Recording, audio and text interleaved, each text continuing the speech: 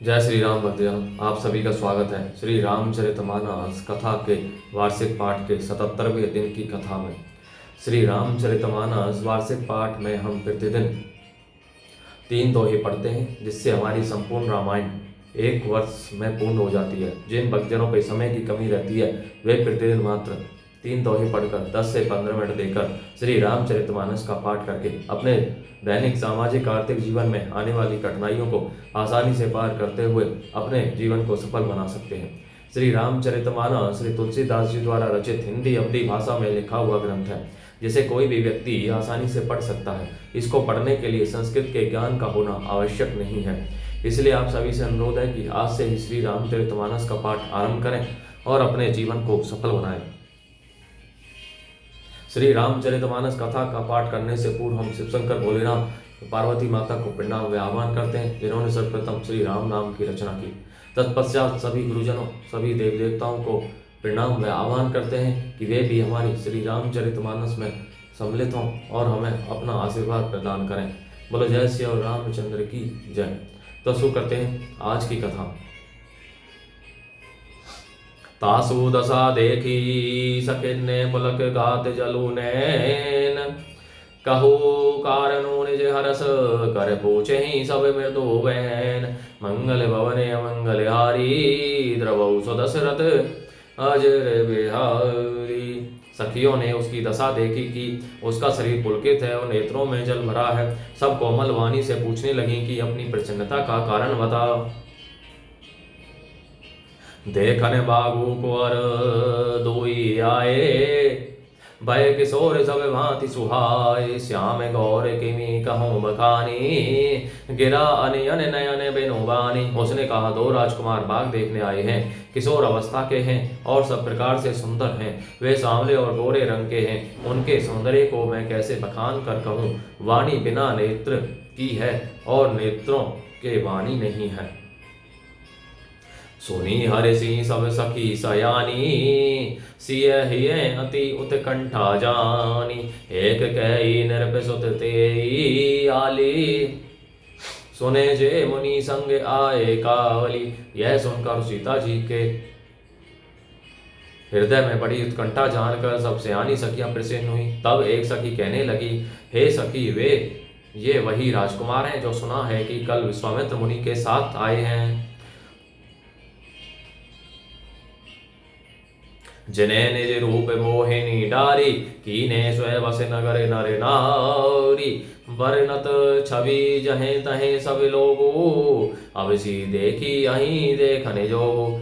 और जिन्होंने अपने रूप की मोहिनी डालकर नगर के सभी स्त्री पुरुषों को अपने वश में कर लिया है। जहां तहां सब लोग उन्हीं की छवि का वर्णन कर रहे हैं। अवश्य चलकर उन्हें देखना चाहिए, वे देखने ही योग्य हैं। तासु वचन अति सियहि सुहाने, दरस लागी लोचन अकुलाने। चली अग्र करी प्रिय सखी सोई, प्रीति पुरातन लखई ने कोई। उसके वचन सीता जी को अत्यंत ही प्रिय लगे और दर्शन के लिए उनके नेत्र अकुला उठे। उसी प्यारी सखी को आगे करके सीता जी चली। पुरानी प्रीति को कोई लख नहीं पाता। सुमिरी सिय नारद वचन उपजी प्रीति पुनीत, चकित विलोकति सकल दिशि। जनु शिशु मृगी से भीत, मंगल भवने मंगल हारी। द्रवौ सुदशरथ अजर विहारी। नारद जी के वचनों का सिमरन करके सीता जी के मन में पवित्र प्रीति उत्पन्न हुई। वे चकित होकर सब और इस तरह देख रही हैं, मानो डरी हुई मृगछोनी इधर उधर देख रही हो।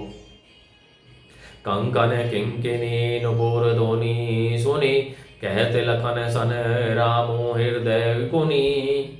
मानहु मदन दुंदुभि दीना, मनसा विश्व विजय कहे कीनी।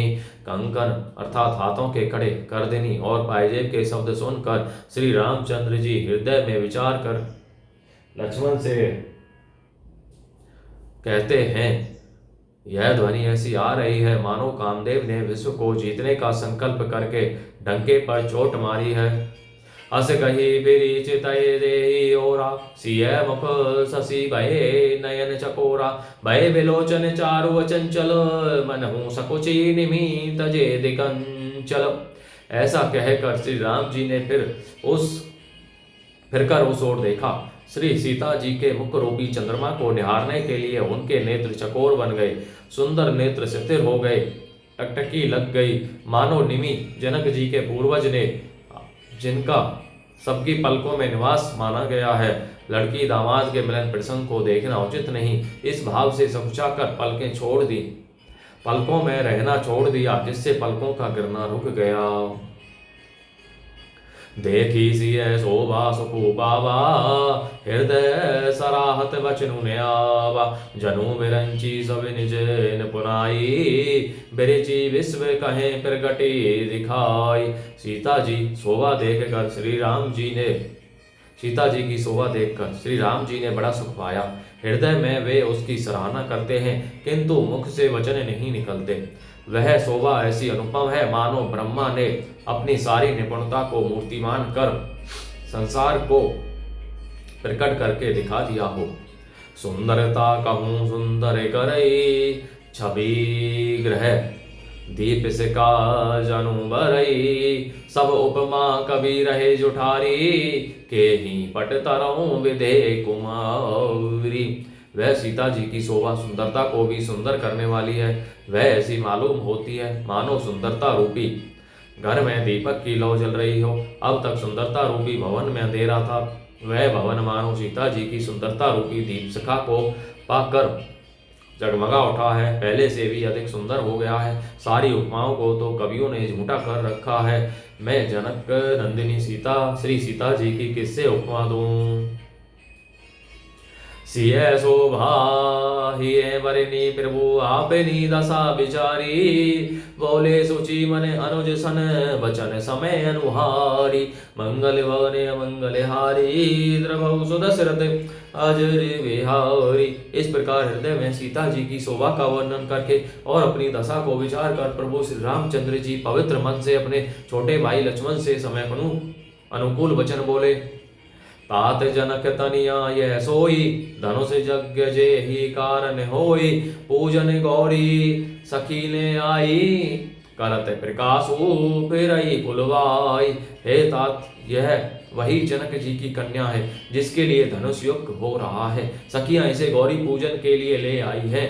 यह फुलवाड़ी में प्रकाश करती हुई फिर रही है।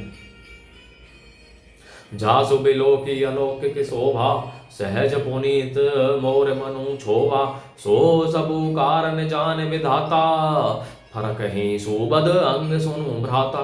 जिसकी अलौकिक सुंदरता देखकर स्वभाव से ही पवित्र मेरा मन क्षुब्ध हो गया है। वह सब कारण अथवा उसका सब कारण तो विधाता जाने, किंतु हे भाई सुनो, मेरे मंगलदायक दाहिने अंग फड़क रहे हैं। रघुवंश ने कर सहज स्वभाव, मनु को पंत बगु धरई ने काऊ, मोही अतिशय प्रीति थी मन केरी, जे ही सपने हूँ पर नारी नहेरी। रघुवंशियों का यह सहज जन्मगत स्वभाव है कि उनका मन कभी कुमार्ग पर पैर नहीं रखता। मुझे तो अपने मन का अत्यंत ही विश्वास है, जिससे जागृत कि कौन कहे स्वप्न में भी पराई स्त्री पर दृष्टि नहीं डाली है। जिन्हें के लहई नैर पूरन पीटी, नहीं पावही परती मनु डीठी, मंगन लहई ने जिन्हें के नाही, ते नरवर थोरे जग माही। रण में शत्रु जिनकी पीठ नहीं देख पाते, अर्थात जो लड़ाई में मैदान से भागते नहीं, पराई स्त्रियां जिनके मन और दृष्टि को नहीं खींच पाती, और भिखारी जिनके यहाँ से नहीं पाते, खाली हाथ नहीं लौटते, ऐसे श्रेष्ठ पुरुष संसार में थोड़े हैं। करत बत कही अनुज सन मन, सिय रूप लोभान, मुख सरोज मकरंद छवि, करई मधुप विपान, मंगल भवन अमंगल हारी, द्रवौ सुदशरथ अजर बिहारी। यों श्री रामचंद्र जी छोटे भाई से बातें कर रहे हैं, पर मन सीता जी के रूप में लुभाया हुआ उनके मुख रूपी कमल के छवि रूप मकरंद रस को भौरे की तरह पी रहा है। बोलो जय सिया रामचंद्र की जय। शिव शंकर भोलेनाथ जय, पार्वती माता की जय, सभी गुरुजनों सभी देव देवताओं की जय। बोलो जय सिया रामचंद्र की जय। आप सभी संगरोध है कि श्री रामचरितमानस कथा को अपने बंधु बांधवों, मित्रजनों, सगे संबंधियों, बड़े बूढ़ों को पढ़ाएं और पाठ करने के लिए कहें, जिससे वे श्री रामचरितमानस का पाठ करके अपने जीवन को सफल बना सकें और आप परम पुण्य का भागी बने। बोलो जय सिया रामचंद्र की जय।